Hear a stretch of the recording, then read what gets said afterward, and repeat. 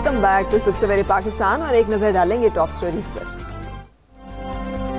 कराची को हुकूक दो, जमात इस्लामी शहर के मसाइल के हल के लिए सड़कों पर आ गई। हुकूक कराची तहरीक के सिलसिले में शहर भर में 50 से ज़ायद मकामात पर धरना। अमीर जमात इस्लामी कराची हाफिज नईमुर रहमान का कहना है कराची के आवाम के हुकूक के लिए दोबारा मरदमशुमारी कराई जाए। ट्रांसपोर्ट के मसाइल के हल के लिए 1000 बसें चलाई जाएं।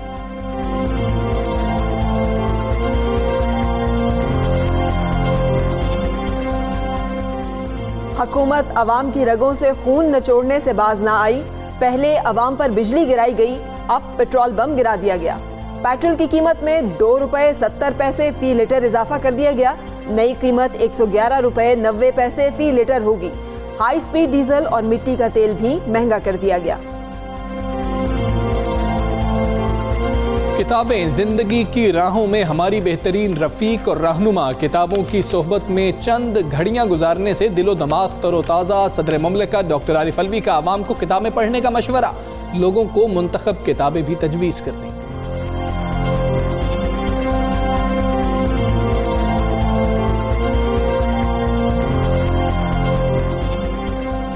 जी, टॉप स्टोरीज आपने जानी है। कराची को हुकूक दो, ये आपका भी नारा है, हमारा भी नारा है और हर पाकिस्तानी का नारा है, हर कराची में रहने वाले का नारा है। हर पाकिस्तानी ज्यादा बेहतर है, इसलिए कि कराची जो है ना उसके हालात देख के दिल खून के आंसू होता है। ये जिसे कहते हैं, पूरे पाकिस्तान से लोग कराची में। और हमारा ये बहुत खूबसूरत शहर जिसमें हमें बड़ा फख्र है, बड़ा नाज है। हम उसकी तमाम जो पार्टिसिपेशन है मुल्क की इकॉनमी में, कल्चर में, उससे ज़्यादा वहाँ पे जो जिस तरह से हम कह रहे हैं कि मुख्तलिफ सूबाइयत, इलाकाइयत, लसानियत, मुख्तलिफ लोग जो है मिलजुल के रहते हैं। सो हमें अपने उस शहर से बड़ा प्यार है। अब जमात इस्लामी जो है रोशनियों के शहर के मसाइल हल करने के लिए सड़कों पर आ गई है। हुकूक कराची तहरीक के सिलसिले में शहर भर में 50 से ज़ायद मकामात पर धरना दिया गया है। अमीर जमात इस्लामी कराची हाफिज नईमुर रहमान ने धरनों से खिताब करते हुए मुतालबा किया कि कराची के 3 करोड़ अवाम को उनका कानूनी हक देने और शहर के संगीन मसाइल के हल के लिए शहर में दोबारा मरदमशुमारी कराई जाए। बिल्कुल ऐसे ही है। और ये हुकूक कराची जो तहरीक है ये क्या है, ये जानेंगे। हाफिज नईमुर रहमान साहब अमीर जमात कराची हमारे साथ मौजूद है। हाफिज नईम साहब अस्सलाम वालेकुम, गुड मॉर्निंग। हुकूक कराची तहरीक, कौन से हुकूक चाहिए कराची को और जमात इस्लामी किस तरह से लेके दे सकती है?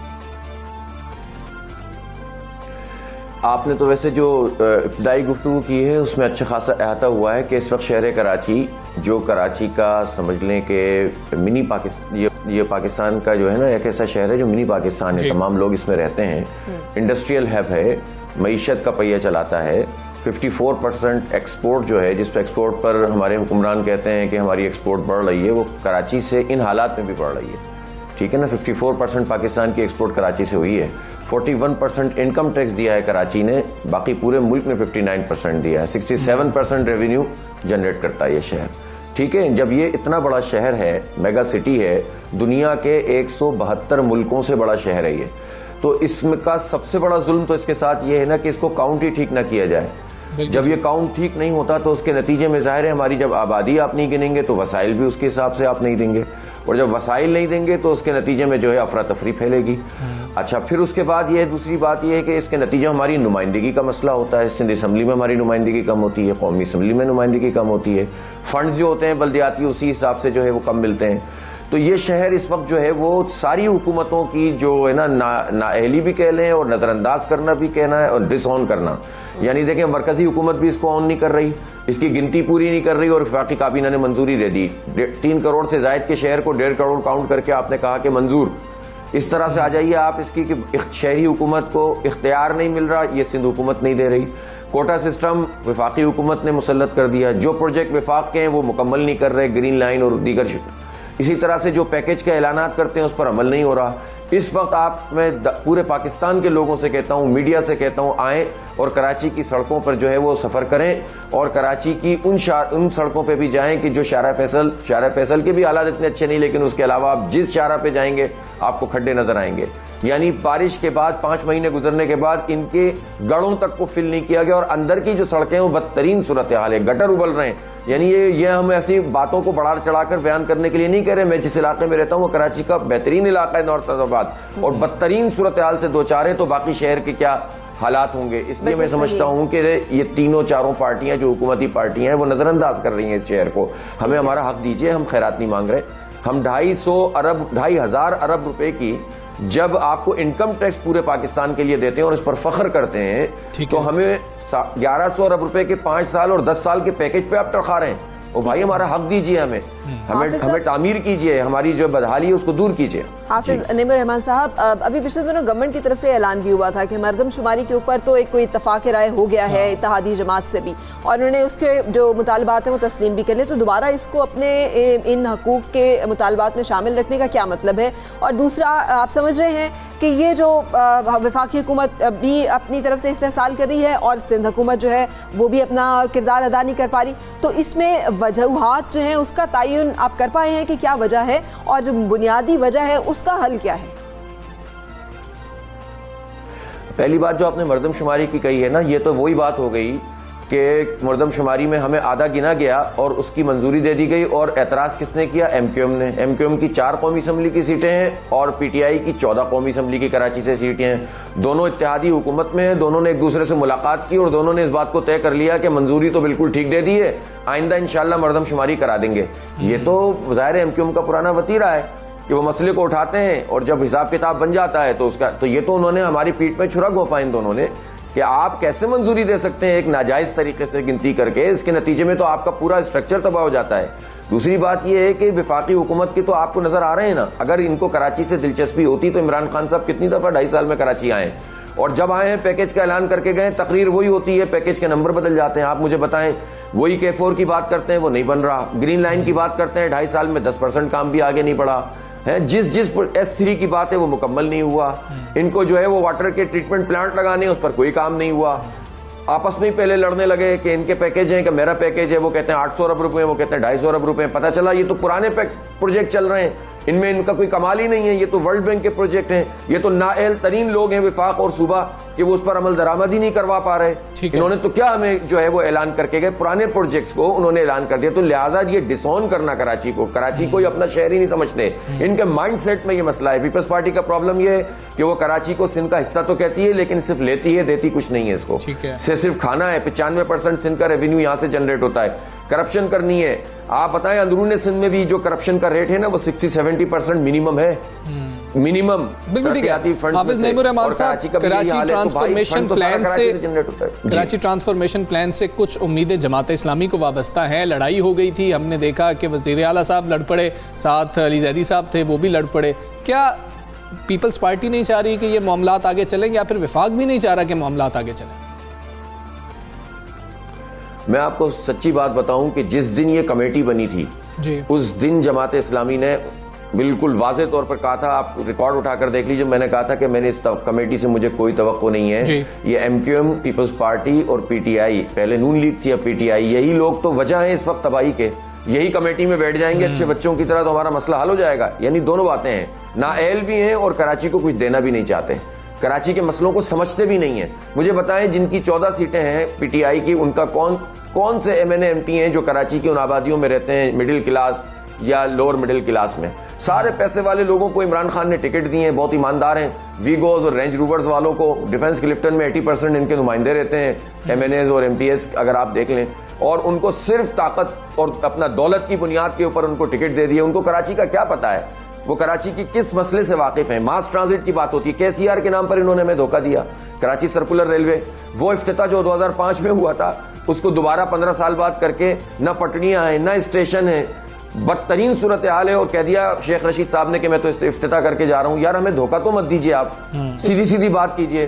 तो हम इसलिए सड़कों पे आए कि अब हम दबाव डालकर अपने मसले हल करवाएंगे। अब देखें, कल मैंने एक जगह पर चौराहा था और खड्डे थे, वहां से लाखों लोग गुजरते हैं, मिलियंस ऑफ पीपल वहां से गुजरते हैं, K4 चौरंगी कहलाती है यहाँ पर, और गड़े पड़े हुए थे। अब हमने लोगों से, हजारों लोग वहां मौजूद थे, मैंने कहा आप DC ऑफिस का, कमिश्नर ऑफिस का घेराव करके हम काम करवाएंगे। 28 फरवरी को हमने कराची के लिए बहुत बड़ी रैली गवर्नर हाउस तक हम लेके जाएंगे, कायदाबाद से गवर्नर हाउस। अब इनका घेराव करके काम करवाएंगे, ये ऐसे काम नहीं करेंगे। हाफिज साहब, जैसे आप खुद फरमा रहे हैं, आपने अपनी गुफ्तगू में मुताद्दिद बार ये बात कही है कि ये नाअहल भी हैं और समझते भी नहीं हैं। सो आपके एहतजाज करने से उनको समझ आना शुरू हो जाएगी और उनकी अहलियत जो है वो कायम हो जाएगी, जब आपका यकीन है इस बात पे कि उनको तो ना तो मामलात का संगीनी का उन्हें इल्म है, ना ही हल उनके पास है, ना विली है उसको करने की।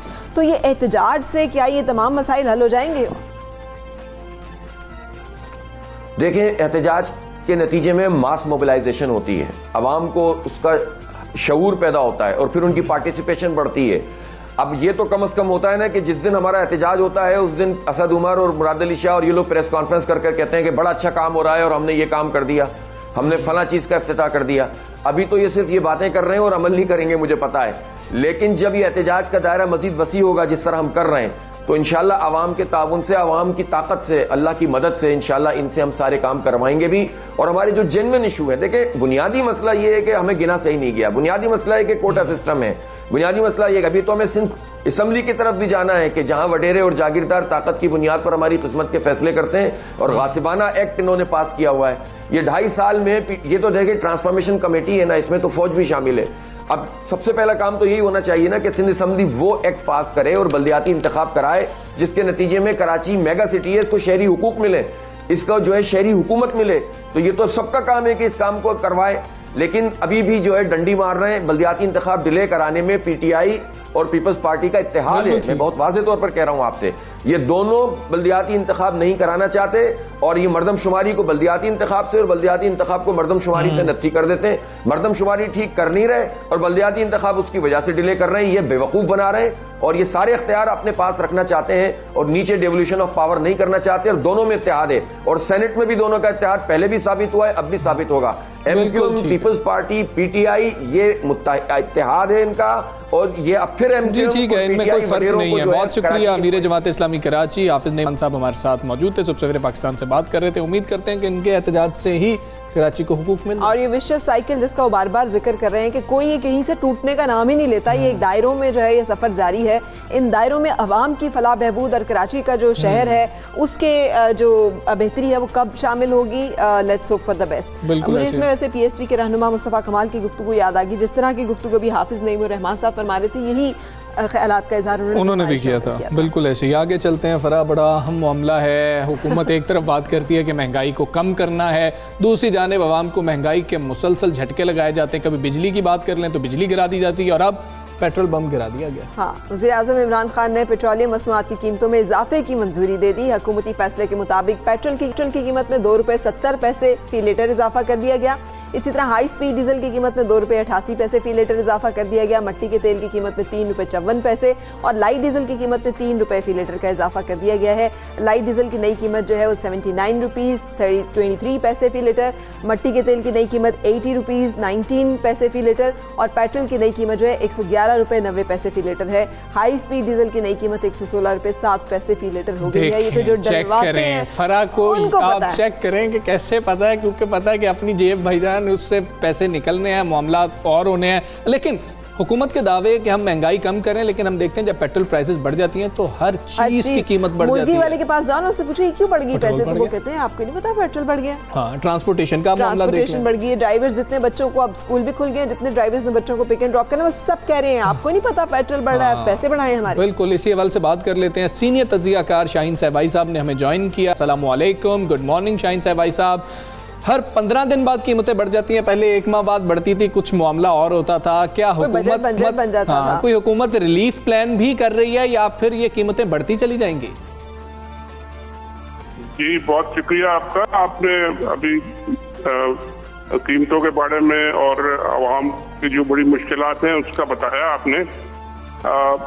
मैंने भी गवर्नमेंट के आला तरीन ज़राए से जब पूछा कि भाई ये बहुत लोगों को परेशानी हो रही है और इसकी कोई रिलीफ वगैरह देने की कोई बात करें, तो मुझे ये अभी मालूम हुआ है और मेरी इत्तला ये है कि गवर्नमेंट एक बहुत बड़े रिलीफ पैकेज पे काम कर रही है, जिसका बहुत जल्दी अनाउंसमेंट कर दी जाएगी। और ये तकरीबन उस तरह का पैकेज होगा जैसे आपको याद हो कि कोरोना जब शुरू हुआ था तो लोगों को तकरीबन 12-12 हज़ार रुपए के चेक दिए गए थे और सब तकरीबन लोगों को बराबरी से मिला था। तो उतना पता नहीं शायद हो या ना हो, लेकिन ये उसका नाम जो भी रखें, कोरोना रिलीफ रखें या महंगाई रिलीफ रखें या जो भी रखें, लेकिन उसी तरह का कुछ 5-6 हज़ार या कुछ तकरीबन अच्छे खासे अमाउंट का ये गवर्नमेंट बहुत सीरियसली गौर कर रही है और बहुत जल्दी इसकी अनाउंसमेंट होने वाली है। शाहीन साहब, भाई साहब, ये क्या सब लोगों के लिए होगा, हर तनख्वाहदार तबका? क्योंकि जिन लोगों ने स्कूल जाना है, जिन लोगों ने मुलाजमत पे आना है, पेट्रोल की कीमत बढ़ने से इफेक्ट तो हर कोई हो रहा है, आमदनी में इजाफा किसी के भी नहीं हो रहा। तो क्या कोई मखसूस ग्रुप है? क्योंकि जिस प्रोग्राम की एहसास प्रोग्राम की आप बात कर रहे हैं वो तो बहुत उसके लिए तो क्राइटेरिया है, वो तो खतरे गुर्बत से बहुत नीचे जो लोग हैं उनको कंसिडर किया जाता है। तो ये रिलीफ भी सिर्फ उन लोगों के लिए मखसूस होगा या मिडिल क्लास जो इदारे शुमारियात के मुताबिक ख़त्म हो रही है पाकिस्तान में तेजी से, कुछ उनका भी गौर किया जाएगा आपके ख्याल में? मेरी इत्तला ये है कि जैसे पहले सबको रिलीफ दिया गया था, इसमें कोई किसी की वो डिस्टिंक्शन नहीं की गई थी कि किसको मिलेगा किसको नहीं मिलेगा, किसी खास तबके को मिलेगा या ग्रुप को मिलेगा। आम लोगों के लिए रिलीफ होगा ये, और ये उसका नाम अब मुझे नहीं पता क्या रखेंगे वो। हो सकता है महंगाई रिलीफ रख दें या हो सकता है कोरोना रिलीफ रख दें, जो भी रखें उसका, लेकिन ये कि आम लोगों को एक बहुत बड़ी अमाउंट के चेक और पैसे और जिस तरह पहले दिए गए थे उस तरह फिर दोबारा बहुत जल्दी दिए जाएंगे। और इस पर मेरा ख्याल है फैसला तकरीबन हो चुका है और आला तरीन ज़राए प्राइम मिनिस्टर साहब के करीब के वो कह रहे हैं कि वो बहुत सीरियसली इसमें गौर कर रहे हैं और ये आप अनाउंसमेंट बिल्कुल ठीक है, बहुत जल्दी चल रहे। बिल्कुल ठीक है शाहीन साहब भाई साहब, बहुत शुक्रिया। उम्मीद करते हैं कि इस तरह का कोई पैकेज आ रहा होगा। ये डायरेक्ट अवाम को सब्सिडी देने वाली बात है कि अवाम कुछ लीटर्स डलवा सकते हो, कोई कार्ड इस तरह का हो जाए जिस तरह से वो बात करें, या कुछ भी प्लान कर लिया जाए तो अवाम को तो इस चीज़ की ज़रूरत है। Let's hope for the best. और अब हम शामिल करेंगे मौशी तज्ज़ियाकार खुर्रम शहजाद को, उनसे जानेंगे कि उनकी क्या राय है। खुर्रम शहजाद साहब, अस्सलाम वालेकुम एंड गुड मॉर्निंग। हुकूमत ने एक बार फिर पेट्रोल महंगा कर दिया है। आलमी मंडी में पेट्रोल मसनूआत जो इतनी महंगी हो रही है जितनी हमारे मुल्क में पेट्रोल की कीमत जो है वो बढ़ती जा रही है। और हमें तो बताया जाता था कि लेवी एंड टैक्सेस जो हैं उसमें कमी करके तो आवाम को रिलीफ दिया जा सकता है। अब ये फार्मूला क्यों भूल गई है हुकूमत? हाँ बिल्कुल जी, देखें, एक तो ये कि इंटरनेशनल ऑयल प्राइसेस में जो है वो कमी बेशी होती रहती है, वो कोई नई बात नहीं है। और जो गवर्नमेंट ने जिस तरह से, ना सिर्फ इस गवर्नमेंट ने बल्कि सारी गवर्नमेंट्स ने जिस तरह से इस मामले को जो है वो डिटर्मिन किया है, उसमें होता यही है कि इंटरनेशनल प्राइसेस जो है वो बढ़ती हैं तो पास ऑन किया जाता है, कम होती है तो ऑफकोर्स उसको भी पास ऑन किया जाता है। बट ये देखा गया है कि प्राइसेस जो है वो कम जो है वो कम से की जाती हैं और बढ़ाई ज़्यादा से जाती हैं नेचुरली, और फिर उसका इम्पैक्ट आवाम पे आता है। क्योंकि अगर आप ट्रांसपोर्टेशन देखें या कोई भी जो उसका सेकेंड राउंड इम्पैक्ट होता है कि एक मरतबा प्राइसेस बढ़ी, उनका अशिया खुर्दनोश पे कैसे जो है वो इजाफा हुआ, उसका इम्पैक्ट कैसे आया, तो वो ज़्यादा से बढ़ाया जाता है। दो चीज़ें गवर्नमेंट को करनी चाहिए।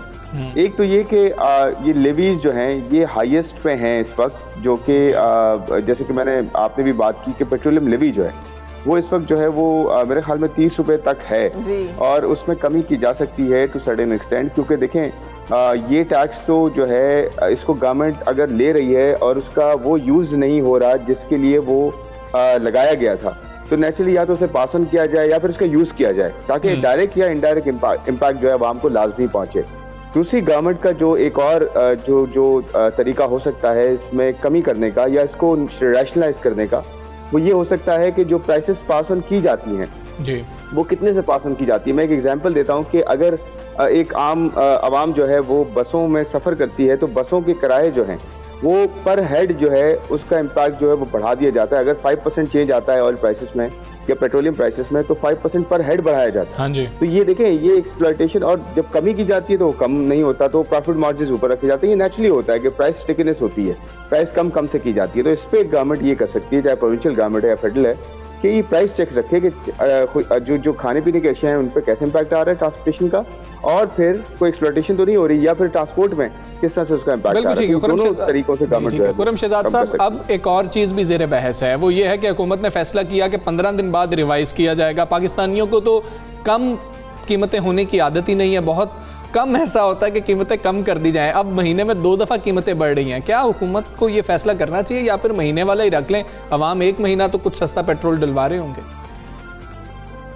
देखिए, बात ये कि इस पे तो आपका जोर नहीं चल सकता क्योंकि इंटरनेशनल प्राइसेस के साथ आपका लिंक है, और आप जो हैं देखिए, पाकिस्तान 85% जो भी कंजम्पशन होती है पेट्रोल की, और ओवरऑल ऑयल की बात अगर मैं कर लूँ, ऑयल पेट्रोलियम प्रोडक्ट्स की, उसका 85% हम इंपोर्ट करते हैं और इंडिजिनस जो है बहुत कम होता है। तो हमें तो इन्वेस्टमेंट इस चीज़ पे करनी चाहिए कि इंडिजिनस जो है वो एक्सट्रैक्शन ज़्यादा हो, एक्सप्लोरेशन ज़्यादा हो, हम लोकली जो है ज़्यादा ऑयल एंड गैस जो है एक्सट्रैक्ट करें, यहाँ कंपनियों को दावत दें, ईज़ ऑफ डूइंग बिजनेस करें, ताकि हम लोकली ना सिर्फ खुद कफील हो इसमें ज़्यादातर कि ऑयल खुद हम निकाल के जो है वो दें, तो उसमें हो सकता है कि हमें जो है वो बेहतरी हो, प्राइसेस में स्टेबिलिटी आए। लेकिन जब तक आपके इतना बड़ा जो है वो रिलायंस है इंपोर्ट पे, तो नेचुरली आपको तो उसका जो है इम्पैक्ट आएगा। और गवर्नमेंट को देखें, जो एरिया गवर्नमेंट कर सकती है वो थोड़े से टैक्सेस में रैशनलाइजेशन, जैसे मैंने कहा पेट्रोलियम लेवी एक अलग से टैक्स है और पूरी दुनिया में टैक्सेस लगते हैं, बट इसमें उतार चढ़ाव किया जा सकता है। यहाँ से ये नहीं हो सकता कि पेट्रोलियम लेवी आप मैक्सिमाइज कर दें और वहाँ से आप 400-500 अरब रुपए जो है वो उठाएं, और ये एक्चुअली गवर्नमेंट जो है वो आवाम से ले रही होती है, और इसका यूज जो है वो ये हो रहा होता है कि वो अपने टैक्सेस को पूरा करने के लिए यहाँ से जो है वो पूरा कर रही होती है टैक्सेस को, जो कि सही तरीका नहीं है। जहाँ से टैक्सेस लेने चाहिए वहाँ से लें आप टैक्सेस। अगर वहाँ से लेंगे तो बहुत सारे तबकात हैं, बहुत सारे एरियाज हैं, बहुत सारे डिसिप्लिन हैं जहाँ से टैक्सेस नहीं लिए जाते, तो वहाँ पे टैक्स करें ताकि आवाम को यहाँ से रिलीफ मिले। और ये 30-30 रुपए पेट्रोलियम लेवी जो लगाई जाती है पर लीटर, और वो ये बनता है तकरीबन 50%। अगर मैं सेल्स टैक्स मिला लूँ, दूसरी ड्यूटीज और टैक्सेस मिला लूँ, पेट्रोलियम लेवी मिला लूँ, तो मेरा जो है 50% ज्यादा टैक्स बन जाता है एक लीटर की पेट्रोल पे, प्राइस पे। ये सारी साइंस तो हमें असद उमर साहब ने पढ़ाई हुई है, ये उन्हीं की सिखाई हुई है जो कि अब हम सब जानते हैं। और लेकिन हुकूमत जो है वो अब खुद भूल गई है। कहा यह भी जा रहा है कि IMF का जो दबाव है और उसका जो पैकेज दोबारा से हमें मिलना है, उसके नतीजे में बिजली भी महंगी हो रही है, पेट्रोल भी महंगा हो रहा है, अभी तो मज़ीद महंगा होगा और होता चला जाएगा। एक तरफ हुकूमत जो है वो माशी तरक्की के दावे भी करती है, बहुत सारे मस्बत इशारे भी हमें सुनाए जाते हैं, बताए जाते हैं। दूसरी तरफ आवाम जो है वो मुसलसल महंगाई का शिकार होती चली जा रही है। आप इस सारी सूरत हाल को कैसे देख रहे हैं? आइंदा आने वाले दिनों में इलेक्शन का भी एक सिलसिला शुरू हो जाएगा, आने वाले इलेक्शंस की तैयारियां, और हुकूमत जो है उस तरफ भी आवाम को लेके जाएगी। तो आप समझते हैं कि आवाम जो है वो हुकूमती जो दावे हैं उनके ऊपर यकीन कर रही है इस वक्त? देखिए, एक तो आपने बड़ा एक पॉइंट आउट किया कि इलेक्शंस होने जा रहे हैं सेनेट के, ये बड़ा इंपॉर्टेंट फैक्टर होगा। क्योंकि देखें, एक तो ये एक्सपेक्टेशंस को हमें लो करना है कि गवर्नमेंट ने जो कुछ कहा अपने आने से पहले इक़्तिदार में, उसको आप भूल जाएं। वो पॉलिटिकल जो है स्लोगन्स होते हैं, ये हर गवर्नमेंट करती है, हर गवर्नमेंट नहीं, हर पॉलिटिकल पार्टी करती है। लेकिन इस गवर्नमेंट से ऑफकोर्स उम्मीद ज़्यादा है, बेहतर है, क्योंकि कहा यह जाता है ना कि जी पिछले वाली गवर्नमेंट तो जो है वो 30 साल 35 साल बर्बाद किए मुल्क के, और अब जो है चेंज आ रहा है, तो नेचुरली अवाम का एक्सपेक्ट करना ठीक बनता है। बट मैं ये कहता हूँ हमेशा कि देखिए, एक्सपेक्टेशन इस 5 साल में ना रखें। इस 5 साल में फायर फाइटिंग होनी है, इस 5 साल में बहुत सारे मसले और होने हैं। अभी तो 2.5 साल गुजरे हैं, 2.5 साल में और मसले होने हैं। लेकिन होगा क्या? देखिए, सेनेट का एक अच्छा फैक्टर है कि सेनेट की अगर मेजॉरिटी जाती है इस गवर्नमेंट के पास, हो सकता है ये गवर्नमेंट फिर उस पोजीशन में होगी कि ऐसे रेगुलेशंस, लॉज, ऐसी जो है वो एक्ट्स ला सके जिसकी बेसिस पे जो अभी नहीं कर पा रही गवर्नमेंट थिन मेजॉरिटी की वजह से, वो हो सकता है उस वक्त कर पाए। अगर उस वक्त भी नहीं कर पाई तो फिर एक बहुत बड़ा क्वेश्चन मार्क होगा। लेकिन होपफुली ऐसा हो सकता है कि आने वाले दिनों में इलेक्शन की वजह से एक मेजॉरिटी मिलती है, तो फिर कुछ बेहतर हो सकता है। बिल्कुल ठीक है। खुर्रम शहजाद साहब, बहुत शुक्रिया आपका, सबसे मन से आप बात कर रहे थे। एंड लेट्स होप कि व्हाटएवर इट टेक्स, हुकूमत जो है वो आवाम को रिलीफ देने में कामयाब हो, क्योंकि इसमें आवाम का फ़ायदा भी है और एक तौर पर हुकूमत की मंशा भी यही है। बिल्कुल ऐसे। Let's take a short break के बाद मिलते हैं।